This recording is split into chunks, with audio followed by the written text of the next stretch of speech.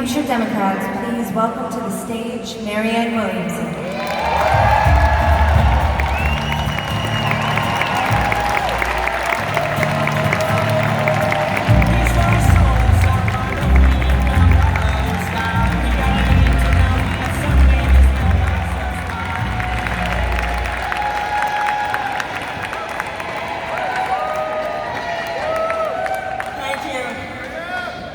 We have a very historic task on our hands. It is as historic as the challenge that has faced any generation before us.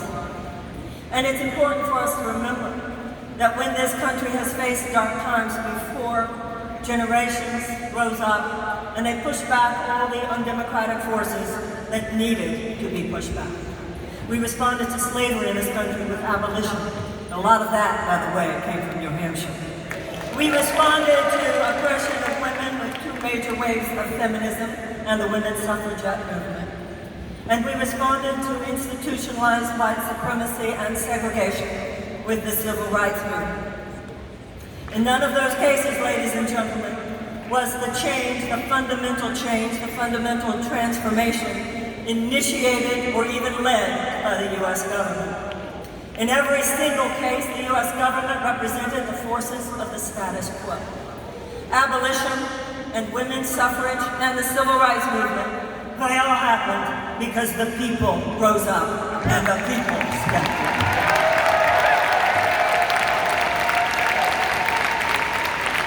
It is time for us to identify the problems not only in our past, but to identify the problems in our present.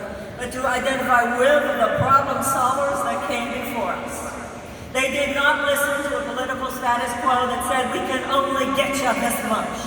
Instead, they remembered the words of the Declaration of Independence. Not only that all men are created equal, not only that God gave all men inalienable rights of life, of liberty, and the pursuit of happiness, but also that governments are instituted to secure those rights. And when government's not doing its job, it's the right of the people to alter that or abolish it.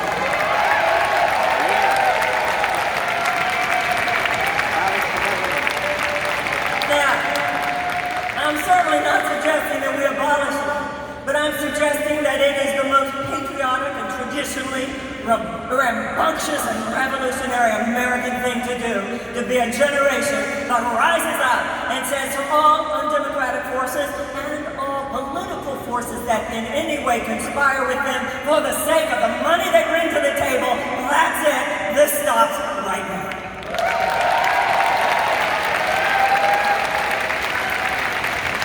You see, our forefathers did not repudiate an aristocratic system in Europe in 1776, only to see us replace it with a new aristocracy of corporate America.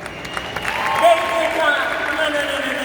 We repudiated an aristocratic paradigm in 1776, and the task before us is that it is time to repudiate it again.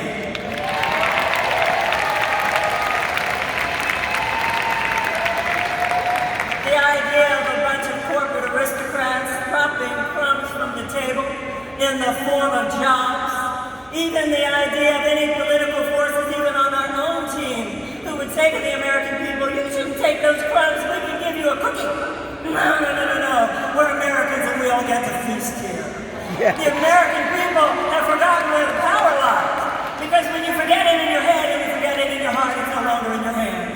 And so we need to remember that our job is to say to any forces that would only trickle down just a little bit of the abundance that should belong to every American citizen, just a little bit of the freedom that should belong to every American citizen, just a little bit of the right to pursue happiness that belongs to every American citizen. We have to remember that it's our job to say to them, no. You give me free health care, you give me a good education, and give me a fair shot. I'll create my own damn career. Yes.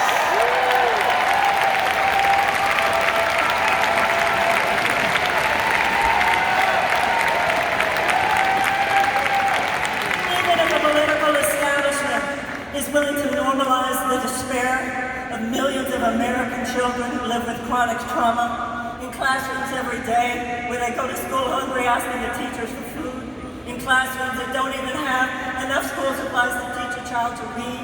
And if a child cannot learn to read by the age of 8, the chances of high school graduation are drastically decreased, and the chances of incarceration are drastically increased. Maybe a conventional political establishment is okay not mentioning this, we're not. And when we have a national security agenda that is driven more by the military-industrial complex and by short-term profits for defense contractors than in order to proactively wage peace on this planet, maybe the conventional political establishment is okay not mentioning that, we're not. When we have a situation of such turbulence because of economic and social and political injustice towards Black Americans and towards Native Americans, there continues to be a toxicity, continues to be a turbulence that we simply hand down from generation to generation. Now maybe there's a conventional political establishment that is willing to simply look away and not mention that we, the people, are not. Ladies and gentlemen, it's time for us to realize the power was given in the Constitution and in the Declaration of Independence to we, the people. It is not the role of political establishment to tell us what the issues are. It is our role to say what the issues are. We're going to reverse climate change. We're going to rescue those traumatized children. We are going to push back against the military-industrial complex. We are going to have the reparative measures that we need with Black Americans and with Native Americans, and we will initiate a season of repair. We will end one aberrational chapter of American history, and we will begin a new one. Because we realize that there are haters in this country, and there aren't that many of them compared to how many of us who love, but they are politicized, and they are convicted, and conviction is a force multiplier. We will not push that back with a stale, same old political conversation. That's not what's going to happen. Trump is not just a politician, ladies and gentlemen, he's a phenomenon. And that a same old political conversation will not defeat that. What will defeat that is a phenomenon of our own that has to do with the people rising up, because more of us love than hate, but those of us who love need to show as much conviction now as those who hate. We need to love.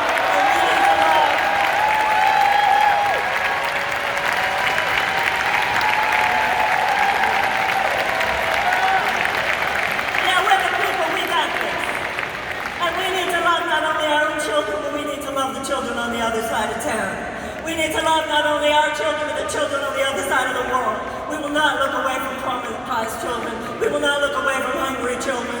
We will not look away from systems of injustice due to race for Native Americans. We will not look away from the way a war machine continues to dominate our national security. We will not look away from the dangers of climate change.